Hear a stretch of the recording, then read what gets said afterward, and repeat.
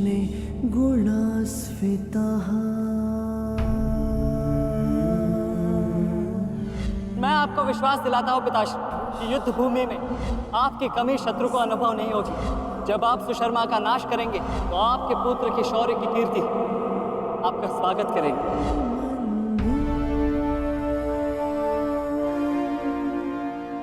आशीर्वाद दीजिए मामाश्री कि मैं विजयश्री प्राप्त कर लूं। मेरा आशीर्वाद तुम्हारे साथ है पुत्र।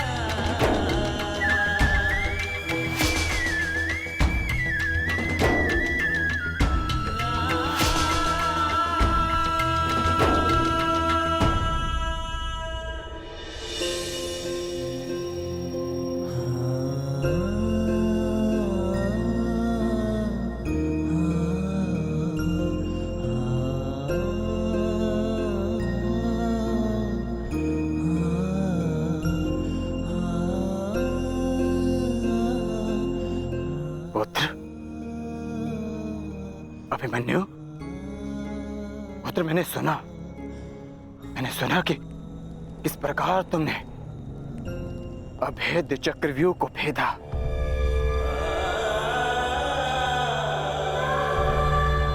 मैंने सुना कि किस प्रकार तुमने दुर्योधन के अहंकार को भेदा।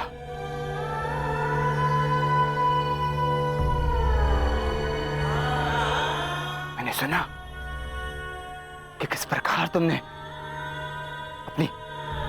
अपनी माता के अपमान का प्रतिकार किया। तुम सुन रहे हो? मैंने सुना। मैंने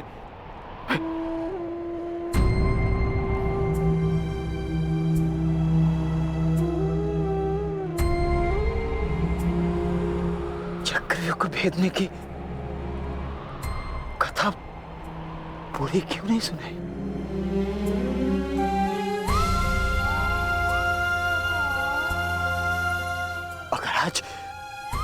अगर आज सुनाई होती ना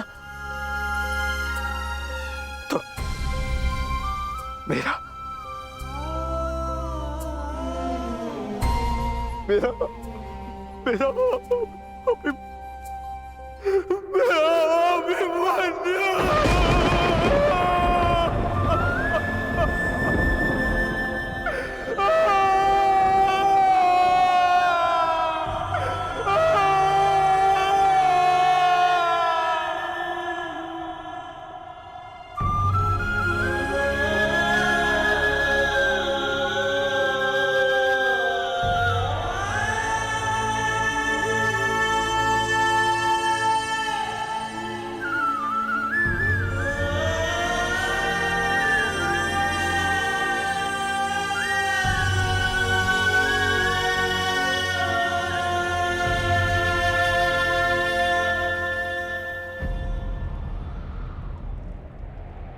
जब एक रोता हुआ पुत्र अपने पिता के समक्ष एक योद्धा बनकर प्रस्तुत होता है तो उसके पिता के लिए बड़े गर्व की बात होती है।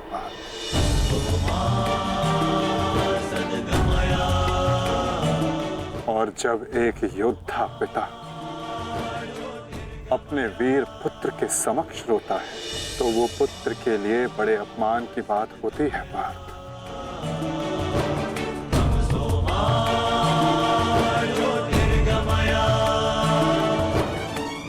और मेरे भांजे अभिमन्यु का अपमान मत करो पार्थ।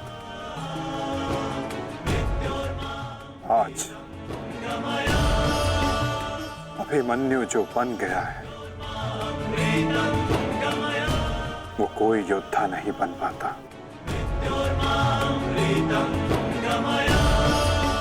आज वो विजेता नहीं एक महान, एक वीर, शूरवीर योद्धा बना है।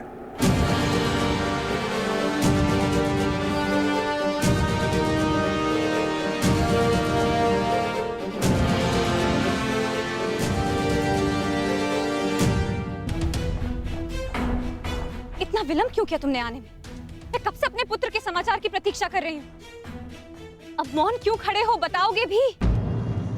सारे योद्धा अब तक क्यों नहीं लौटे? कुछ बोलो।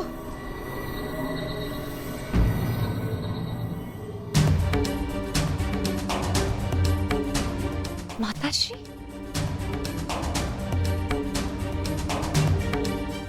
धन्यवाद माताश्री। आप यहाँ?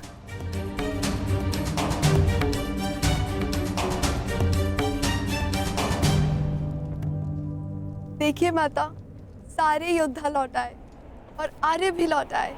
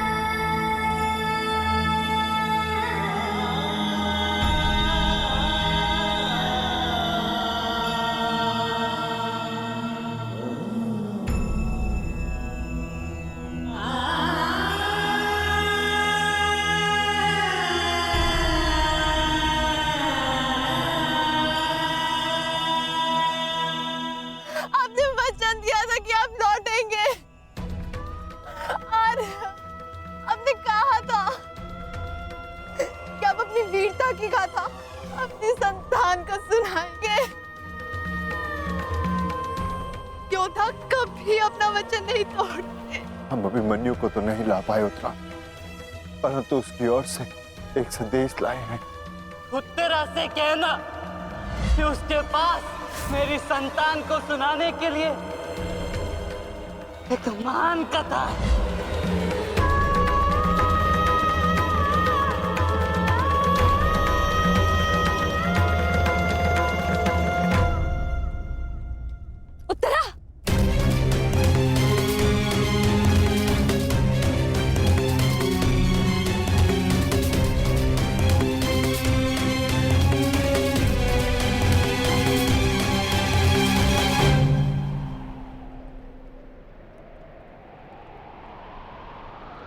शूरवीर का स्वागत आंसुओं से नहीं, अभिषेक से किया जाता है।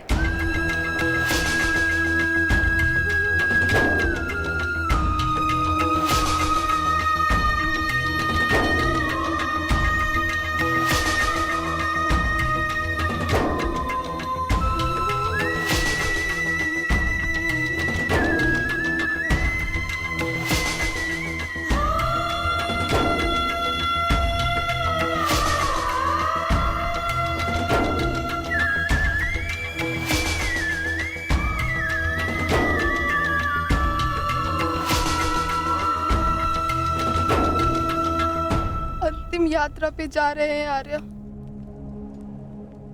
यात्रा सुखद हो।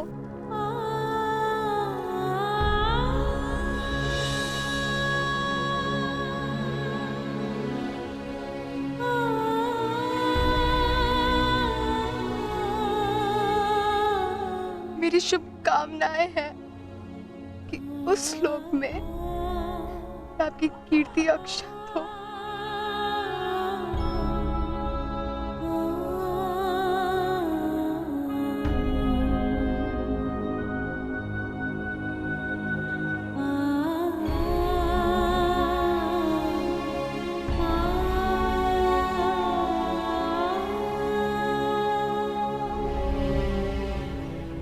इंद्र स्वयं आपकी आरती उतारे।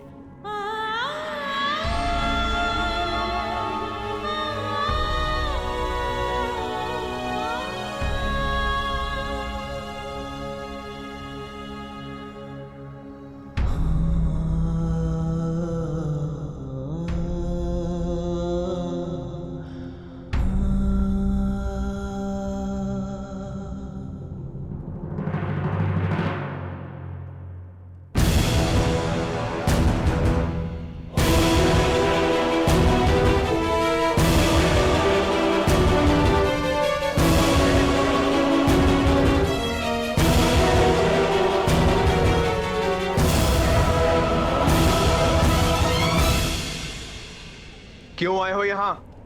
हमारे पुत्र की मृत्यु का उत्सव मनाने? नहीं,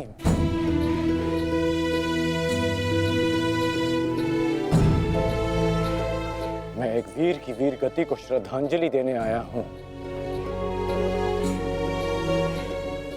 एक पाप का पश्चाताप करने आया हूँ मैं।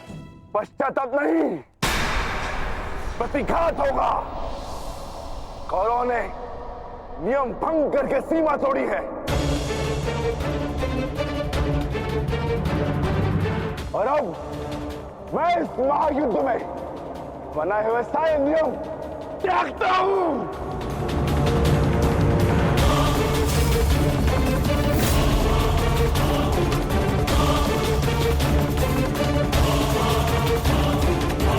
भैरव भीम,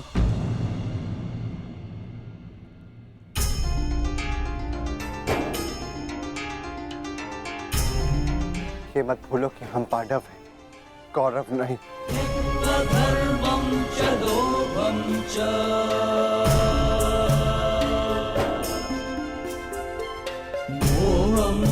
धन्यवाद अंगराज कि आपने हमारे पुत्र को पीड़ा से मुक्त किया, परंतु अब हमें सहानुभूति की आवश्यकता नहीं। मैं यहाँ सहानुभूति देने नहीं आया हूँ। मैं यहाँ एक महान पुण्य की अनुभूति लेने आया हूँ। अभिमन्यु जैसे शूरवीर की अर्थी को कांधा देने आया हूँ।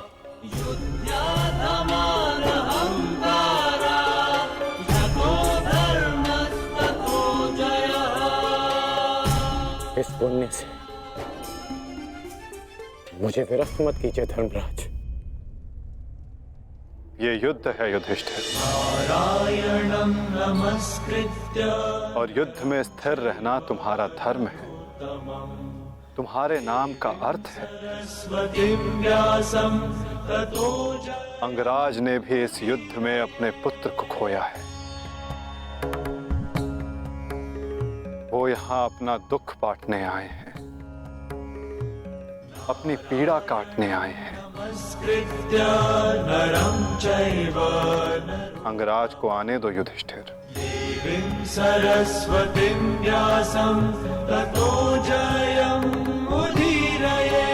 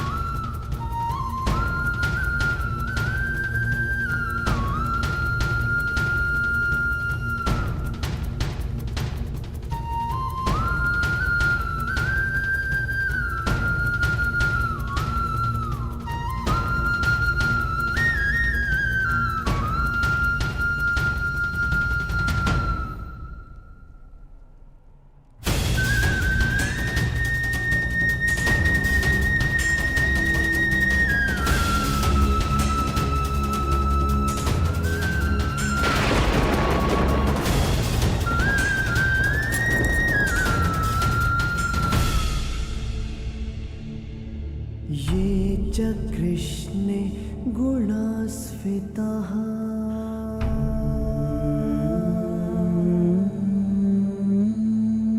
पाण्डवेषु च ये गुणाः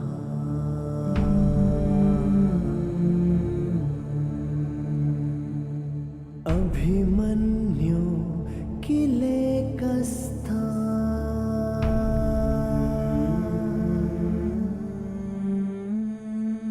दृश्यन्ते गुणसञ्चयः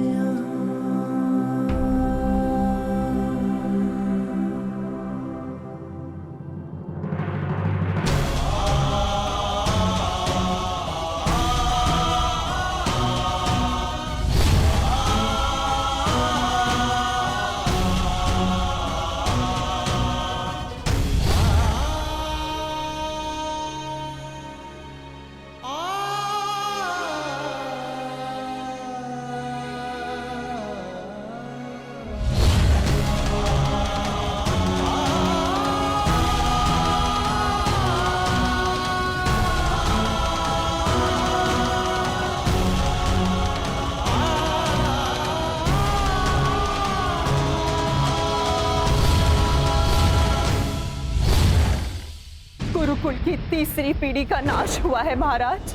ये ठीक नहीं किया दुर्योधन ने।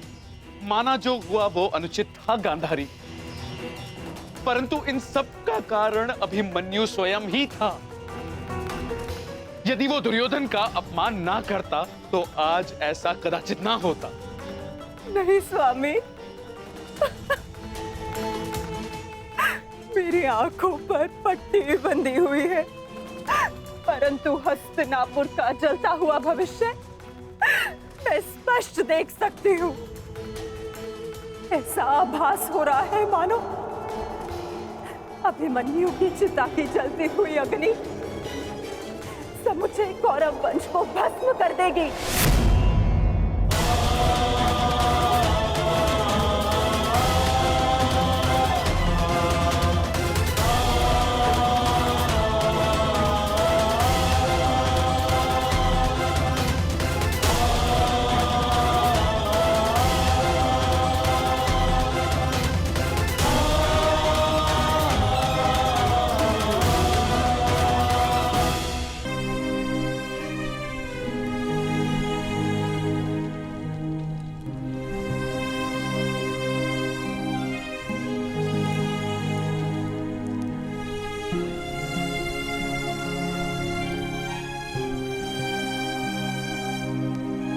पार्थ, अंतिम विधि आरंभ करो।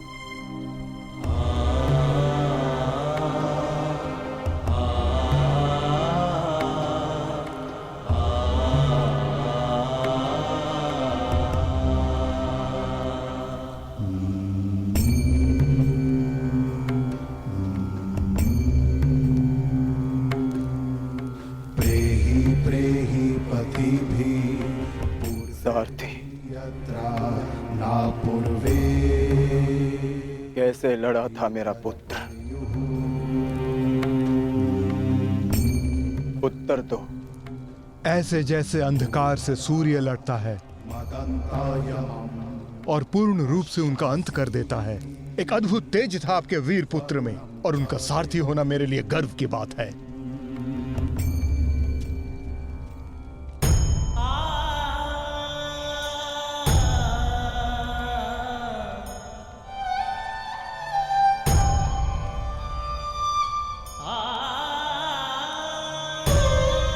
जब 6 योद्धाओं ने अभिमन्यु पर आक्रमण किया तो उसने क्या कहा था भ्राताश्री?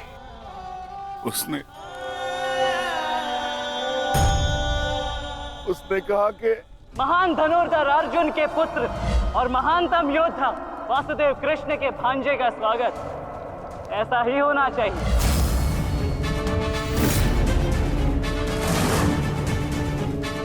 जब आपने उसे भीतर जाने से रोका था ज्येष्ठ, तब उसने क्या कहा? एक योद्धा मृत्यु के भय से पीछे नहीं हटता था श्री।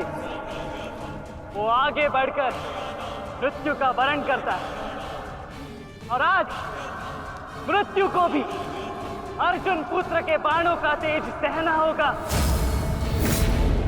मैं इस चक्रव्यूह में आया हूं ताकि पांडवों का सर गर्व से उठा रहे, और विश्वास कीजिए ताजश्री, यदि मेरा सर भी कट जाए तब भी आपका सर गर्व से उठा रहेगा। दुर्योधन के सामने दुर्जय बनकर खड़ा था हमारा पुत्र अभिमन्यु। कहा था ना मैंने काकाश्री, जब जब मिलूंगा वस्त्रहरण करूंगा। आप सब उसकी रक्षा के लिए भीतर क्यों नहीं जा पाए?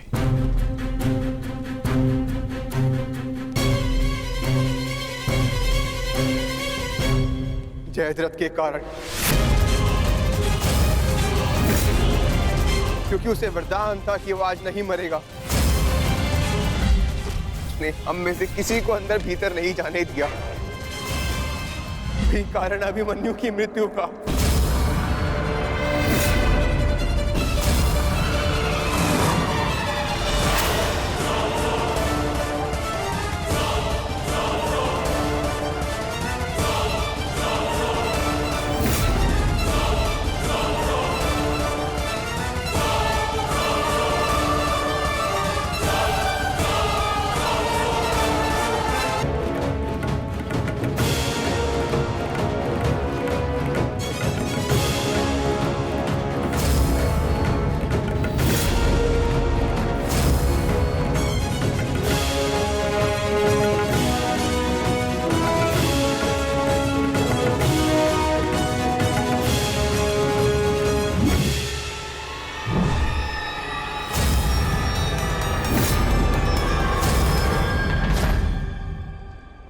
आज ये चिता नहीं जलेगी,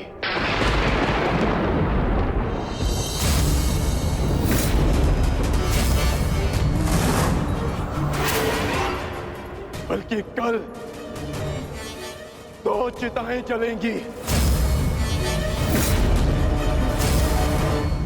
मैं कौंते अर्जुन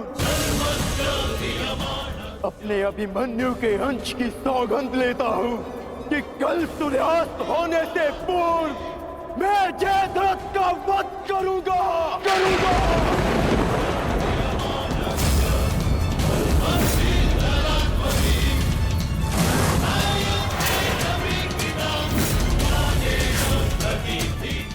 कल या तो जयद्रथ के साथ अभिमन्यु की चिता जलेगी, या फिर अभिमन्यु की चिता में उसके साथ मैं जीवित जलूंगा। मेरा प्राण अर्जुन का प्राण।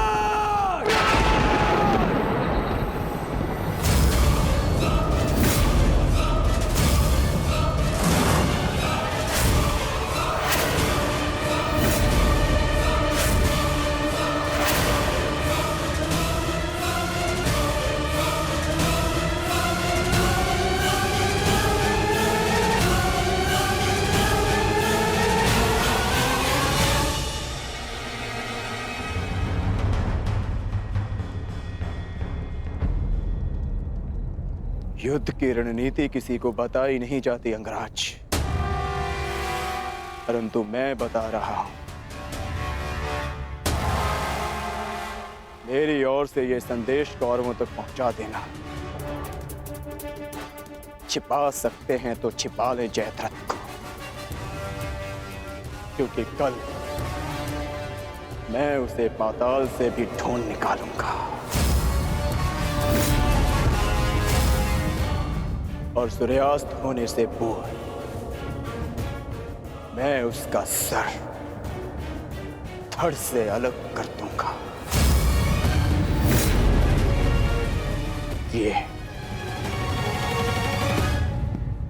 अर्जुन का प्रण है।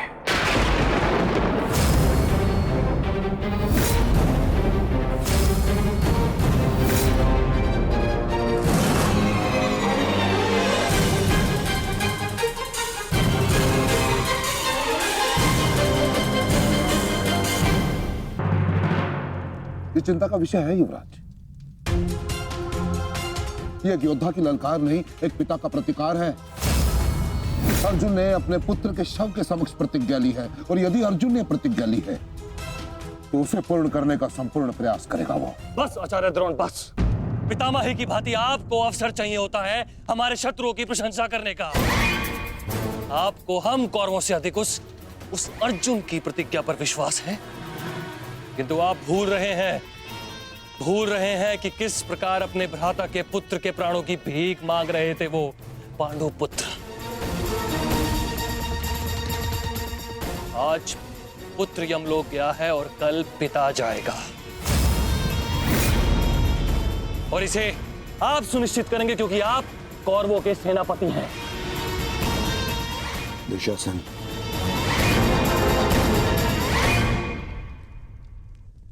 अरे कर्ण कहाँ है? इतनी विकट स्थिति में वो यहां उपस्थित क्यों नहीं है? ये लो, आ गए अंगराज कर्ण।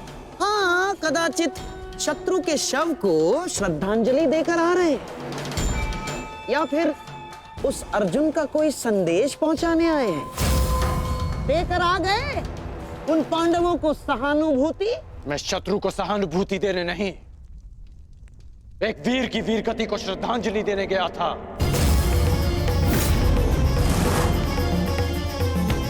परंतु आपको समझाने का क्या लाभ? आपके लिए तो युद्ध भी एक चौसर का खेल है। खेल तो आप खेल रहे हैं मेरे भांजे के साथ। मामाश्री,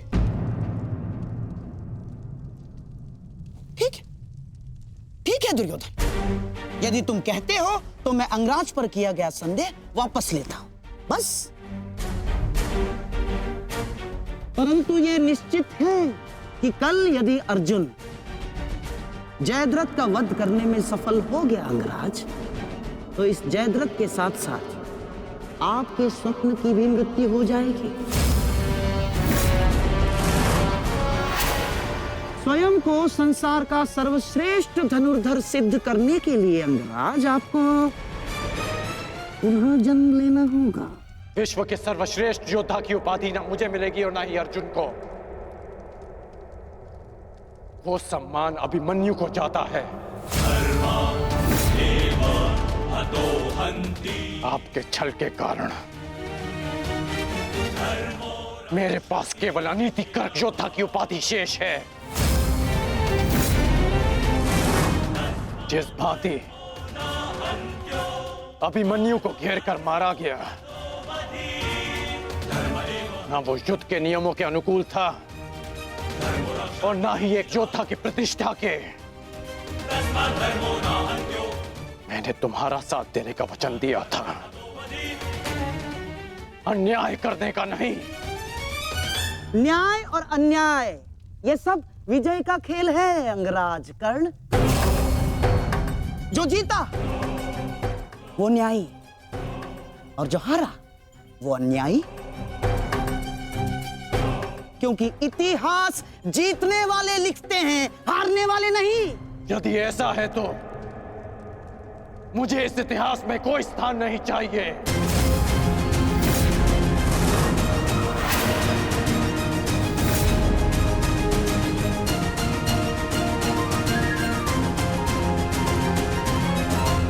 ये क्या अनर्थ हो रहा है आर्य? वो अर्जुन है, ना तो अर्जुन का बाण अपना लक्ष्य चूकता है और ना ही अर्जुन की प्रतिज्ञा अपना लक्ष्य चूकेगी। और यदि अर्जुन अपनी प्रतिज्ञा में सफल हो गया तो मेरी पुत्री को कल ये आभूषण त्याग कर श्वेत वस्त्र धारण करने पड़ेंगे आर्य। और मैं अपनी पुत्री की ये दशा देखने से पूर्व अपना जीवन त्यागना उचित समझूंगी आर्य। स्वयं को संभालो गांधारी।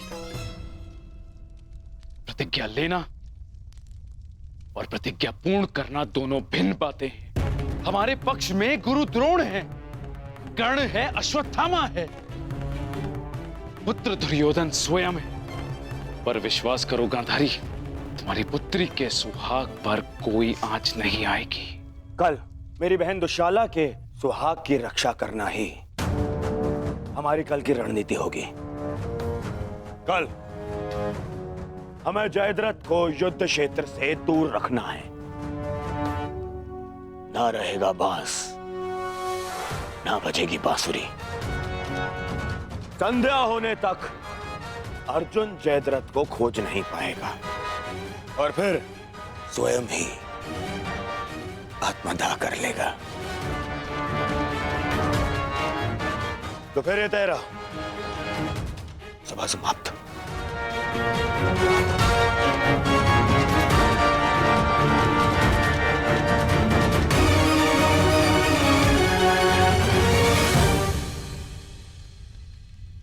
चलिए मामाश्री, युद्ध की तैयारियां करनी है। वही तो, युद्ध की तैयारियां तो करनी होंगी, क्योंकि तुम तो जानते ही हो हमारे पास न्यायप्रिय कर्ण है और उन पांडवों के साथ वो छलिया। वो कोई ना कोई मार्ग तो अवश्य ढूंढ लेगा जयद्रथ तक पहुंचने का। अर्जुन की इस प्रतिज्ञा की सूचना कौरवों तक पहुंच गई होगी और कौरव इस अवसर का लाभ अवश्य उठाएंगे, विशेषकर मामा शकुनी, जो मेरी प्रतिज्ञा को मेरे ही अंत के लिए योग करने का षड्यंत्र रच रहे होंगे।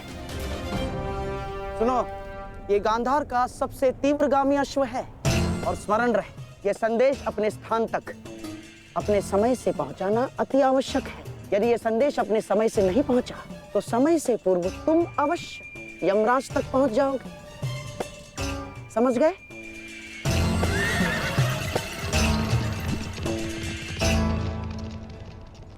मामाश्री, युद्ध की योजना तो ज्येष्ठ पहले ही बना चुके हैं, तो फिर अभी आप क्या करना चाहते हैं?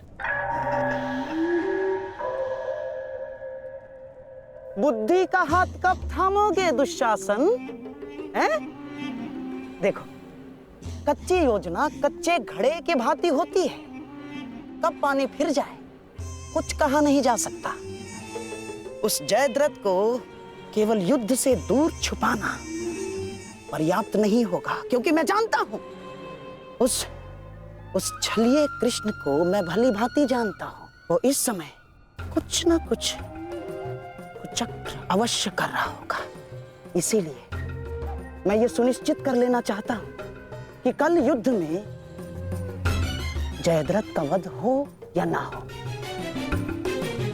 परंतु वो अर्जुन अवश्य मृत्यु के घाट उतर जाए। परंतु मामाश्री,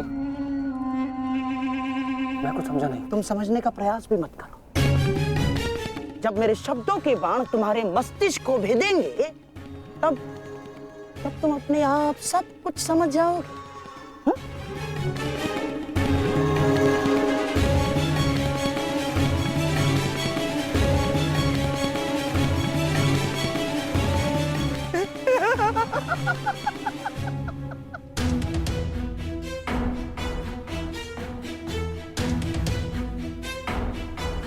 आप दोनों इस समय यहाँ? जामाता श्री, देखिए, आपको जो पांडवों से प्रतिशोध लेना था वो तो आप ले चुके हैं, पूर्ण हो गया है आपका प्रतिशोध। इसीलिए मैं चाहता हूं कि आप अब विश्राम करें, सिंधु जाकर अपनी पत्नी से मिले, अपने शौर्य की गाथा सुनाए। किंतु सिंधु जाकर किसी को ये मत कहिएगा कि आपको युद्ध से बाहर कर दिया गया है। धनुर्धारी अर्जुन से भयभीत होकर सिंधु नरेश वापस लौट आए हैं ना, किसी से मत कहिएगा, क्योंकि आपकी ये सूचना आपके अपयश का कारण बन सकती है जयद्रथ।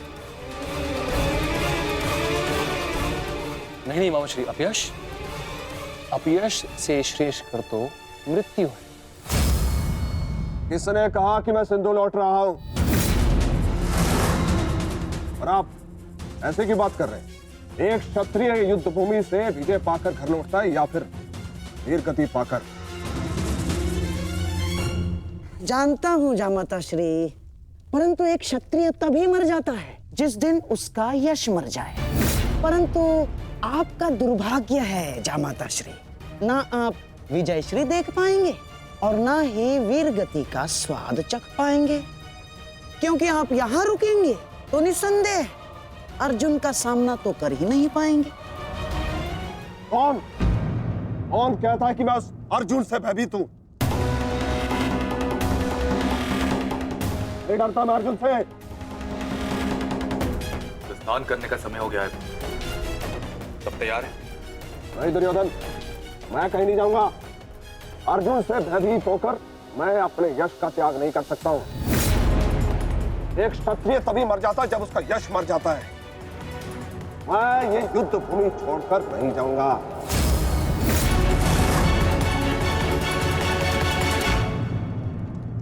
दुर्योधन, मैंने कितना समझाया इन्हें, किंतु ये समझ ही नहीं रहे।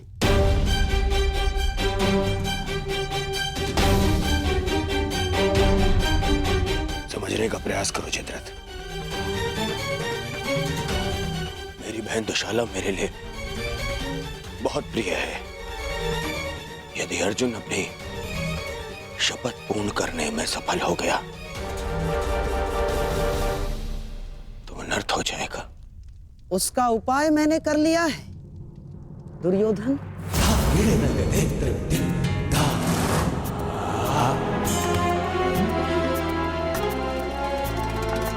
प्रणिपात पिताश्री, आप अचानक यहाँ?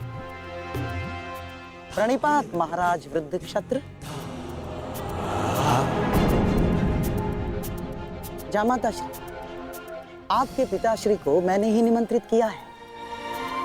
वर्षों से तप संचित किया है इन्होंने, और मनुष्य का संचित किया हुआ तप हो या धन, आता तो संतान के काम ही है। मेरे वर्षों की तपस्या से मुझे ये शक्ति मिली। जब तक मैं संकल्प लेकर अग्निहोत्र करूंगा, तब तक जिसके भी हाथों से मेरे पुत्र का सर धरा पर गिरेगा, स्वयं उसके सर के भी 100 टुकड़े होकर गिर जाएंगे।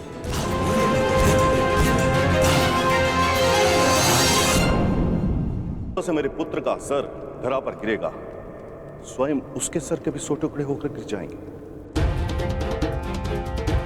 यदि युद्ध करना तुम्हारी इच्छा है पुत्र, तो मैं कल सूर्यास्त तक संकल्प लेकर अग्निहोत्र करूंगा। अद्भुत। अब आप जाकर अग्निहोत्र की तैयारियां कीजिए। आइए पिताजी। क्या उत्तम योजना बनाई है आपने। योजना नहीं, खेल।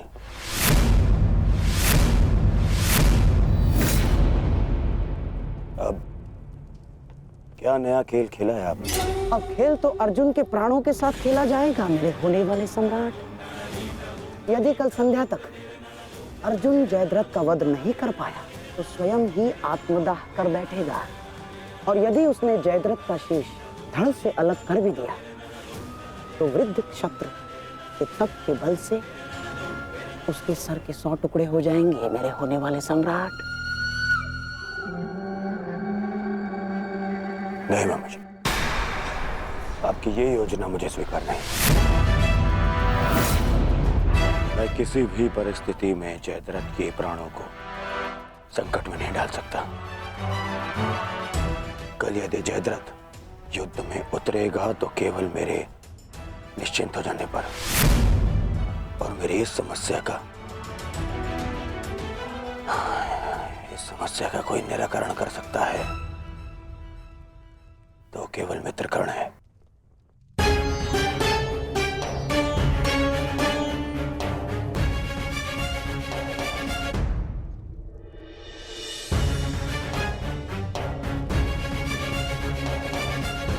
मित्र,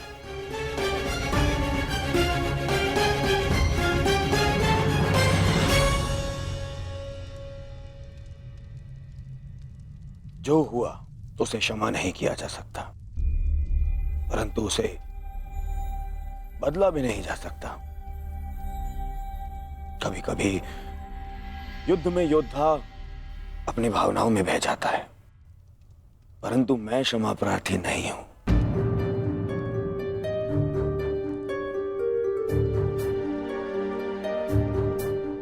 मैं मैं क्षमा प्रार्थी नहीं हूं क्योंकि मेरे अनुजों के शत विक्षत शव देखने के पश्चात मेरे मन में केवल उनकी चीखें हैं, उनका क्रंदन है। शत्रु के लिए दया नहीं। मैं क्षमा प्रार्थी नहीं हूं।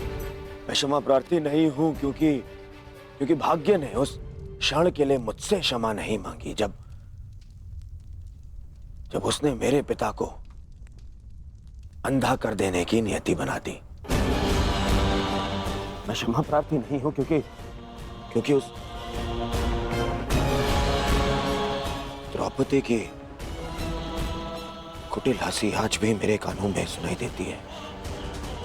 मैं क्षमा प्रार्थी नहीं हूं क्योंकि उसने मुझे अंधे का पुत्र अंधा कहने के पश्चात भी मुझसे क्षमा नहीं मांगी। मैं क्षमा प्रार्थी नहीं हूं। नहीं, विजय के लिए प्रारंभ की है और हर युद्ध में शत्रु मित्र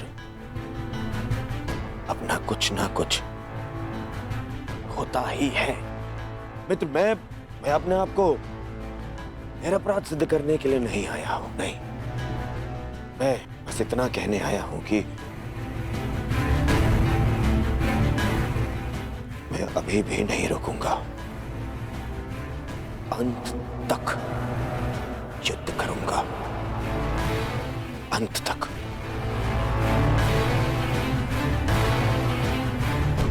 और मेरी कामना है मेरा परम मित्र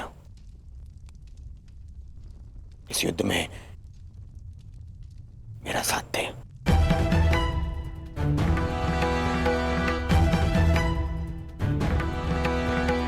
कल जयद्रथ के प्राण दांव पे है मित्र। दुशाला केवल मुझे ही नहीं तुम्हें भी अपना ज्येष्ठ मानती है। कल अपनी बहन का ऋण चुकाने का समय है मित्र, और आशा करता हूं कि तुम मेरे साथ आओ। हाँ, यदि तुम कल युद्ध क्षेत्र में ना उतरना चाहो तो मुझे तुम्हारा ये निर्णय स्वीकार होगा, और इस बात से मुझे क्षोभ नहीं होगा। मुझे क्षोभ उस क्षण का होगा जब मैं तुम्हारा मित्र नहीं रहूंगा।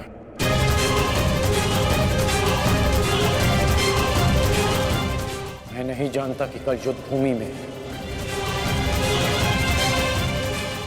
मैं आऊंगा भी या नहीं।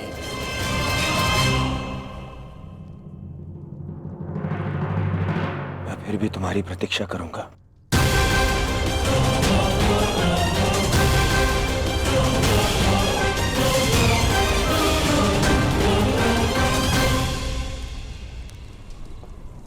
तुमने एक पुत्र के धर्म का पालन किया, किंतु मैं एक पिता के धर्म होने का पालन ना कर सका। पुत्र, तुम मेरे मान की रक्षा के लिए चक्रव्यूह में प्रवेश कर गए, पर मैं अपने पुत्र के प्राण की रक्षा के लिए उपस्थित नहीं था।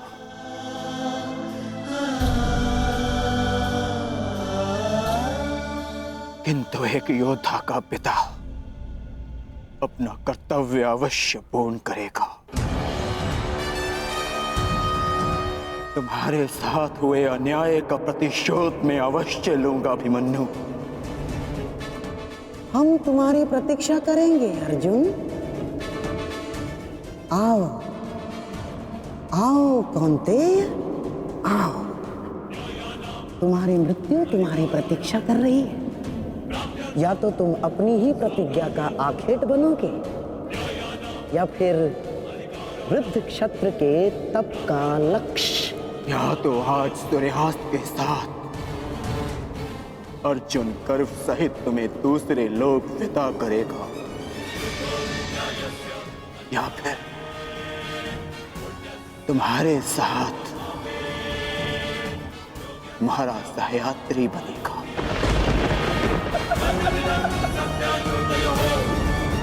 सम्मान के लिए है पिताश्री। कौरव सेना के प्रमुख सेनापति, वचन दीजिए पिताश्री कि आज आप अर्जुन की चुनौतियों का मुंह तोड़ उत्तर देंगे और युवराज दुर्योधन की सारी आशाओं पर खरे उतरेंगे। वचन देता हूं मैं कि मैं संपूर्ण रूप से प्रयत्न करूंगा, परंतु स्मरण रहे, आज के युद्ध में अर्जुन केवल एक महारथी, एक योद्धा बनकर नहीं उतरने वाला है। उसके हृदय में अपने पुत्र की हत्या का प्रतिशोध होगा।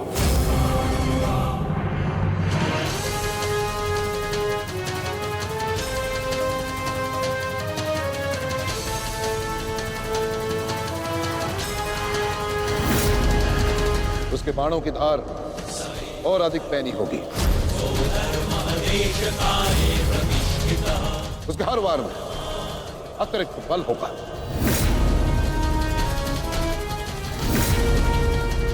युद्ध का आज का दिन निर्णायक होगा।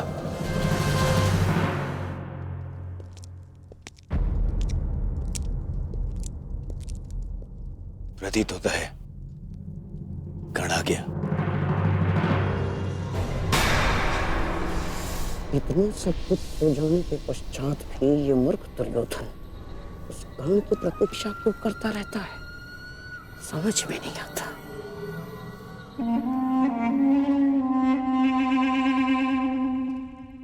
युवराज दुर्योधन, आप व्यर्थ ही प्रतीक्षा कर रहे हैं। कर नहीं आएगा। हमें रणनीति पर ध्यान देना चाहिए। आज के युद्ध में हमें एक व्यू की नहीं, अनेक व्यू की आवश्यकता पड़ेगी। अर्जुन को सर्वप्रथम सामना करना पड़ेगा शक्त व्यू का।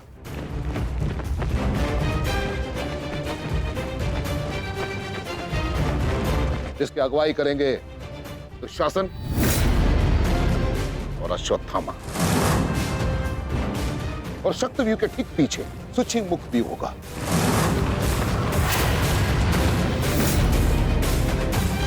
जो सुई के नोक के भांति शत्रु पर तीखा प्रहार करेगा, जिसकी सुरक्षा के लिए मैं स्वयं उपस्थित रहूंगा। और फिर आएगा कमल मुख व्यू,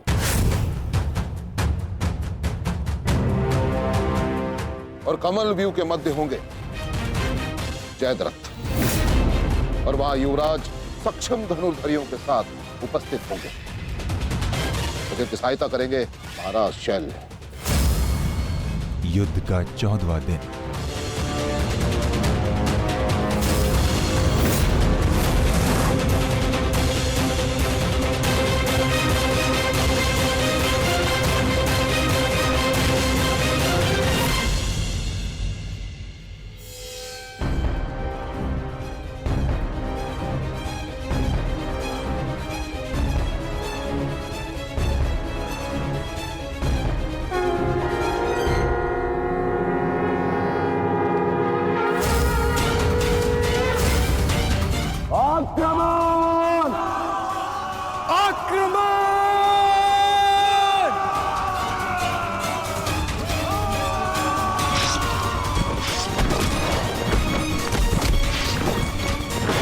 प्रतीत होता है कि आचार्य द्रोण ने एक जटिल व्यू की रचना की है,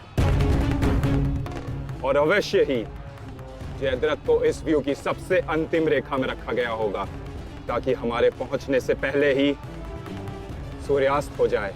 आज मुझे जयद्रथ तक पहुंचने से कोई नहीं रोक सकता। चलिए माता।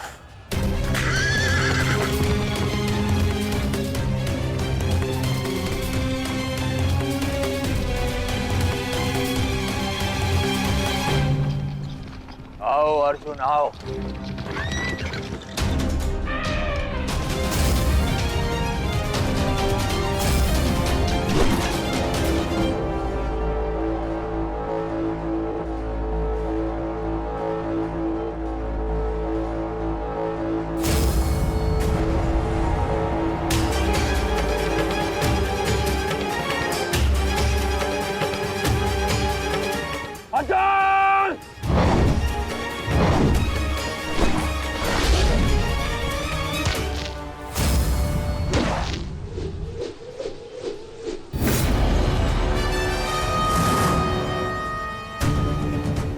आज अर्जुन के मार्ग में आने की भूल मत करना अश्वत्थामा, क्योंकि आज हम युद्ध के लिए नहीं,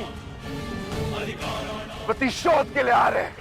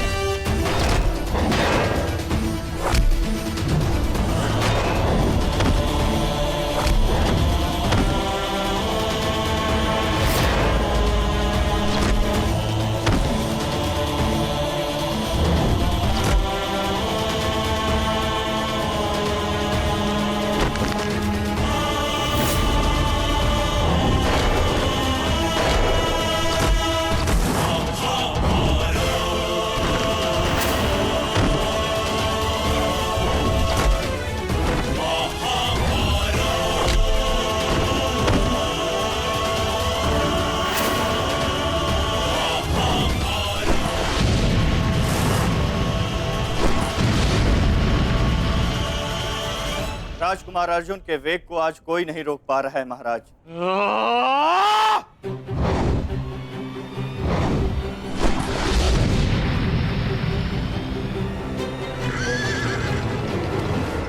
सतर्क रहो पार्थ, सूची मुख के भीतर हम प्रवेश करने वाले हैं।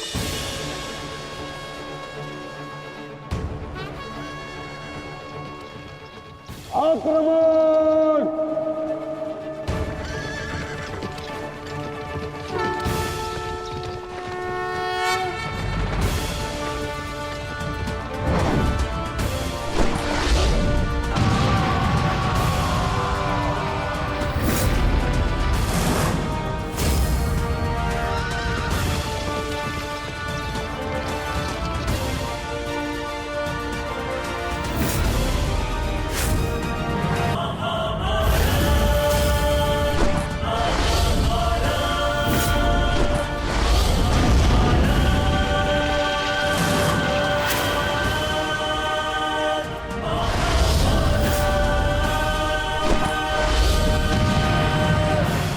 आपका आशीर्वाद मुझे मिल चुका है गुरु द्रोण।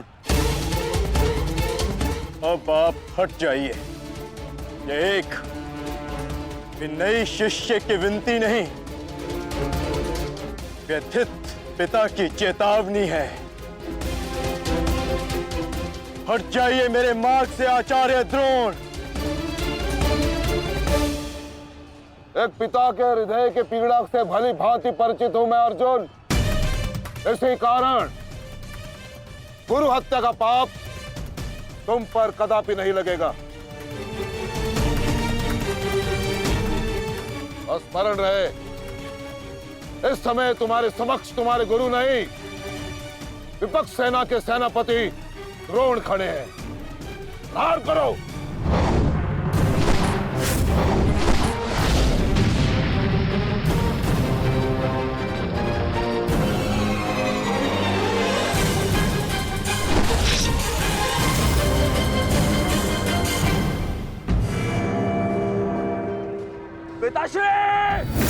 पिताश्री दृष्टि जो मेरी तरफ बढ़ रहा है।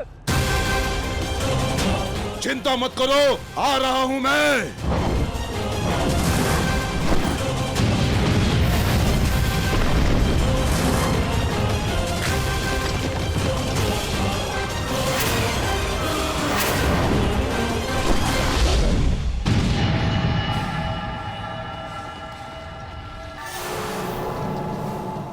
तैयार हो जाओ मेरे होने वाले सम्राट। अर्जुन इसी ओर बढ़ रहा है। स्मरण रहे, अस्माकं विजयम निश्चितम।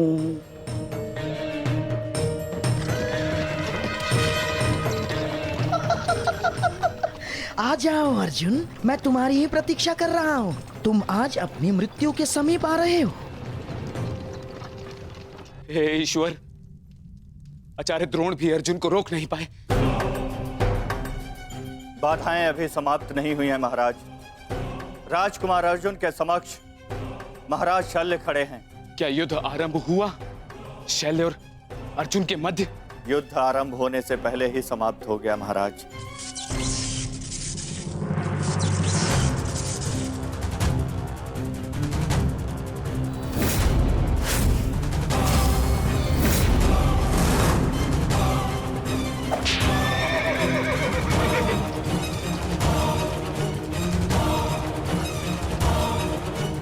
सूर्यास्त होने में अभी बहुत समय शेष है दुर्योधन, और मैं तुम्हारे समक्ष खड़ा हूं। कहीं ऐसा ना हो कि जयद्रथ से पूर्व मुझे तुम्हें मारकर अपने जेश की प्रतिज्ञा भंग करनी पड़े। मेरा वन